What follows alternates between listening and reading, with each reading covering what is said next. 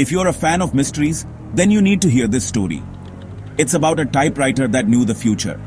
1982 में मुंबई के एक अखबार के ऑफिस ने एक पुराने टाइपराइटर को नीलामी में खरीदा। शुरू में सब कुछ ठीक था, जब तक एक पत्रकार ने कुछ अजीब नहीं देखा।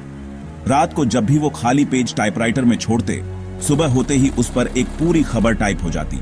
ऐसी खबर जो अभी हुई ही नहीं थी। पहले तो सबको लगा कि ये कोई मजाक है, लेकिन टाइपराइटर ने पुणे में ट्रेन दुर्घटना, एक राजनीतिक घोटाला और यहां तक कि एक सेलिब्रिटी की अचानक मौत की भविष्यवाणी कर दी। डर के मारे संपादक ने इसे तहखाने में बंद कर दिया। पर 2005 में बाढ़ के बाद टाइपराइटर गायब हो गया और जिसने भी इसे लिया वो कभी नहीं मिला।